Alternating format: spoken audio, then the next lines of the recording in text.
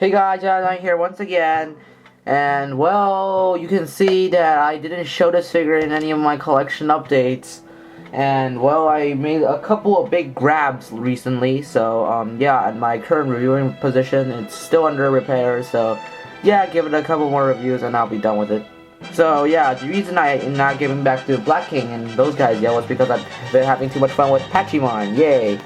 Yeah, I got a bunch of Pachimon on delivery and a couple here. I'm gonna buy some more, and I'll be selling them on Facebook. So friend me on Facebook if you want to, and we can talk or personal message me at least. Yeah, so these are Pachimon. Here, let's just get but these are not part of the review, so let's just get Raigu Bus in here. Yeah, so that's how short they are. Here's my repainted Raigu Bus, and get that out of the way. And now back to the main attraction. Today, we're going to be looking at the monster that people seem to hate a lot because of how short it is, and I say, screw all that, I love this figure, you all can go to hell. It's the monster, Geranda, from Ultraman Tiga and Ultraman Dyna, Warriors of the Star of Light. Yeah, the movie. So yeah, this is Geranda. Now, not to be stereotypical or anything, but give me a sec, I'm gonna move the projector out of the way. Here. There we go. There we go. Let's just get the curtain back here. There we go. Kind of limits my reviewing space, but I'm doing it for you guys. For you guys, I keep stressing that fact. So here's Geranda. I got him from Mike Johnson of Club Tokyo fame for $10. This is the newest version. I could have gotten it with a tag and probably a trading card for much cheaper, but he just really caught my eye, and well, I bought him. Even though I went there to buy somebody else who is coming up next. And of course, we know who it's gonna be. I've been looking for him for a couple years. It's not Sildron. I'm wondering who it could be, really. But, yeah, that's the little history of why I bought Geranda. So let's get on to the figure. First off, I'm just gonna get the very annoying part of the way, that's the sizing. Now this figure, it's incredibly short, and I have a good reason for that, because I'm not going to discredit him just because he is short. So here's a Ultra-Act Ultraman Dyna in a crouching position, because most of the Ultra-Acts are pretty much the same height anyway, besides Mirror Knight, who is extremely tall, but he's beyond the point. Here's Dyna in a crouching position, and yeah, Geranda is 54 meters to 55 meters, I forgot. Some say he's 33 meters. I seriously doubt that, but yeah, you can see this is not right at all. Dyna is way too tall, or otherwise I should say Geranda is way too short, because Geranda should be this tall by now. But well, I'm gonna get into the reason why I'm not gonna discredit him because of how short he is later. So that's an Ultra Act.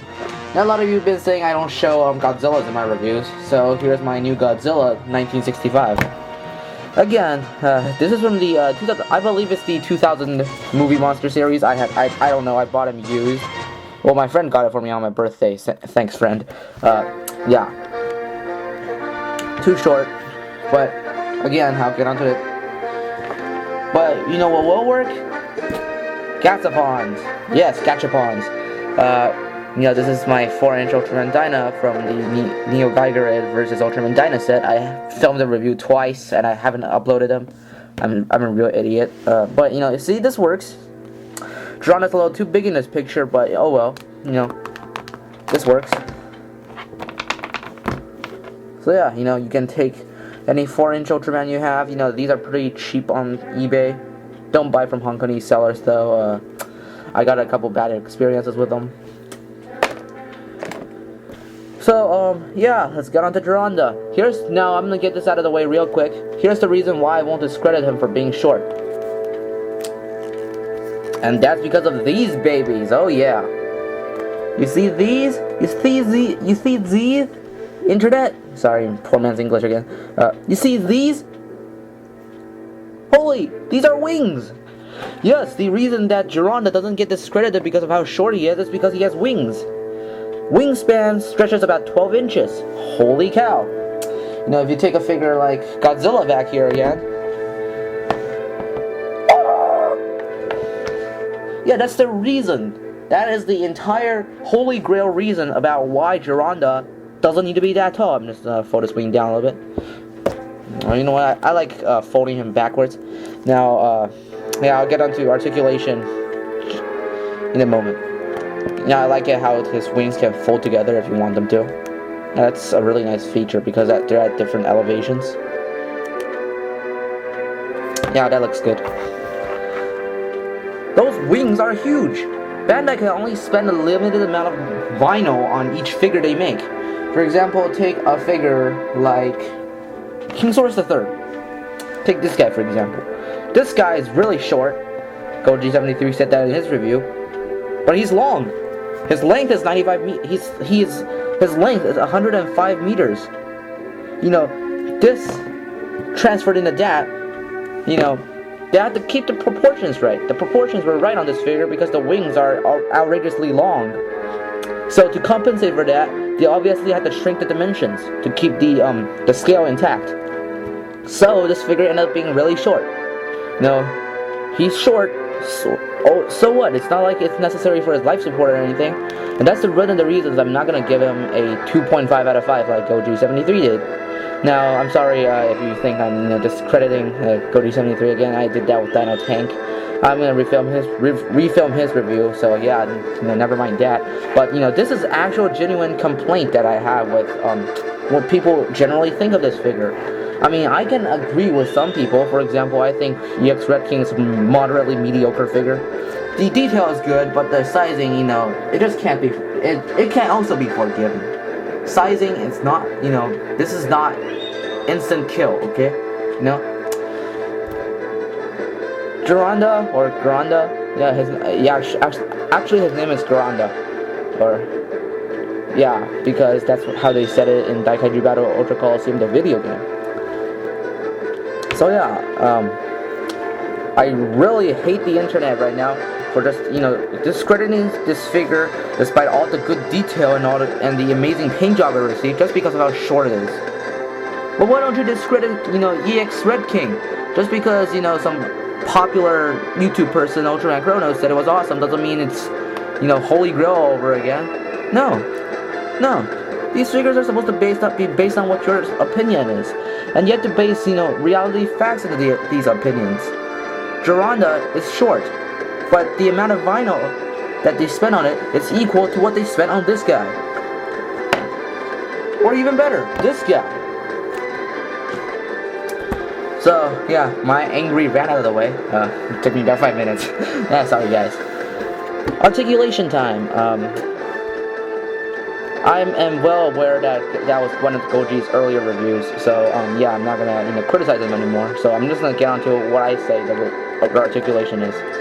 First of all, if you move the wings out of the way, the tail rotates 360 degrees. Now that's pretty mediocre. You can have him in the usual flying pose. Wings rotate 360 because this guy's really soft vinyl. Yeah, it can rotate 360 like that. No problem. No problems right there. Arms. Well, they would rotate 360. This spike isn't that big of a deal. Come on. But the only problem is that, they touch the wings. Kind of a disappointment. But it doesn't really matter. My biggest disappointment with this figure, my biggest complaint so far, is how, like a lot of the other Dyna figures, his legs don't rotate.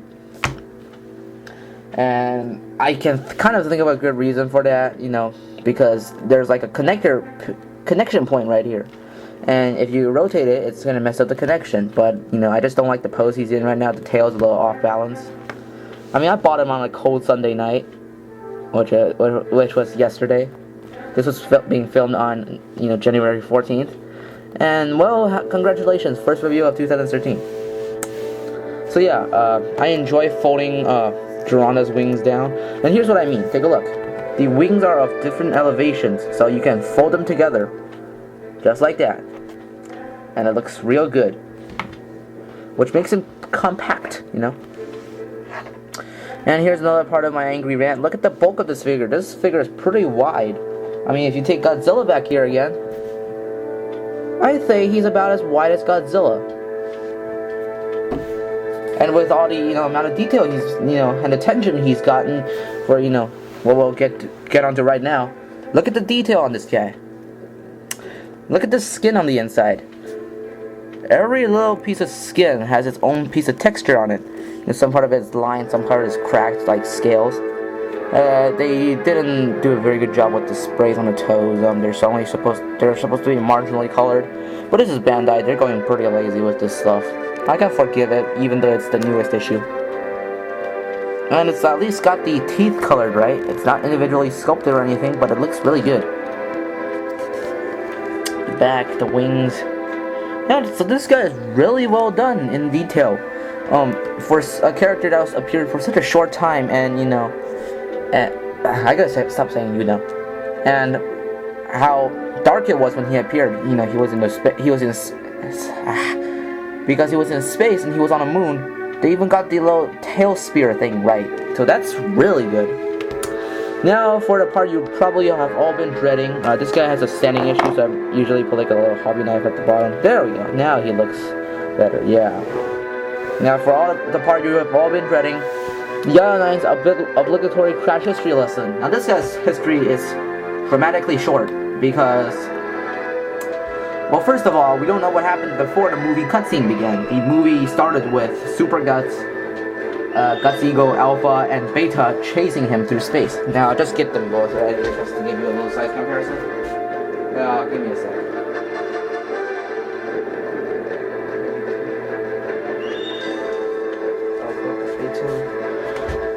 So I'll just put these two right here. Yeah, if you can see him back here. Yeah. So they were chasing him through space. We don't know what happened before, but we assume that he downed Gamma some time ago, or it was never deployed, whatever. He was heading towards Earth, but he had to crash land on the moon because Dinah eventually showed up and, you know, attacked him. Now this guy proved to be pretty powerful. He's pretty slow, but he's really powerful. He's got great natural strength, and his hide is pretty good too because his hide can resist the Sojourn Ray, Dinah's special ray thing. So here's how the battle got out. They chase him through space. He's flying. He suddenly makes a U-turn, spits a bunch of fireballs at Beta, and then Dinah suddenly, right before he's about to, you know, crash into it, Dinah shows up from below, uppercuts him, and they both fall into the moon. Okay, that's pretty clear. Next thing, they're duking it out. Dinah beats him with his speed and dodges his fireballs and shoots him with a Sojourn Ray. And apparently that kills him, but he suddenly emerges from the flames and smashes into Dinah, knocking him over. And that was apparently enough to cause Dinah's color timer to blink. Dinah's color timer starts blinking. Geranda prepares one final charge, but was stopped by TPC's new giant battleship, the Prometheus,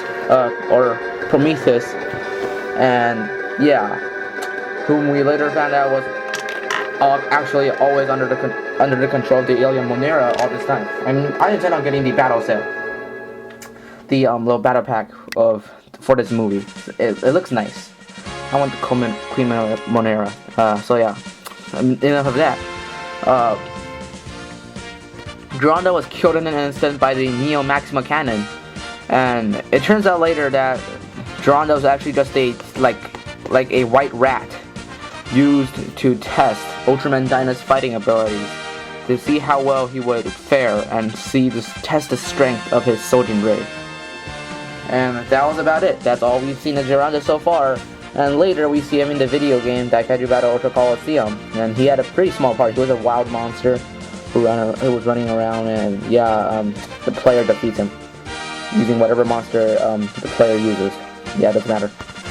And that's it for Geranda's history. This review stretched for a little bit more than I would expect it would. In the end, I give Geranda an 8 out of 5. I can't ignore the fact that the sizing is a big deal. You know, it's a little, you know, yeah, he's short, okay? I admit it, he's still short, which is the reason I'm knocking off 2 points. But come on, people. Forgive the shortness and look at the bright side of things, okay? No, look at how well the detail is. Look at that. And look at that face. That face just looks menacing and really good. You know, I'm praising this figure because it's justly deserved praising. It doesn't deserve to, you know, always be criticized because of how short it is. If you really want somebody to criticize Super COV and not this guy. Super COV had a wrong paint job and the bad scaling. This guy had a great paint job. The bones are the whitest bone white, for God's sake. Also, the paint is correct. It's really, really dark. It's not completely black, but then there's a nice gradient from really, really dark blue to light blue, right there. So yeah, you know, go ahead. You know, I recommend you all buy this figure.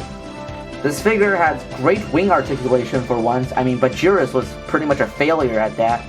And it doesn't scale up with the Godzilla, but it's a nice photo for him to fight because he could probably withstand Godzilla's atomic breath. If he can survive the Sojourn Ray, he survives the atomic breath. No questions about it. So yeah, in the end I give him a 8 out of 10. Or, yeah, 8 out of 10. I'm using 10s again, sorry. I keep switching between systems. Excuse me. I give him an 8 out of 10, and this is Ya9, and I'll see you guys later.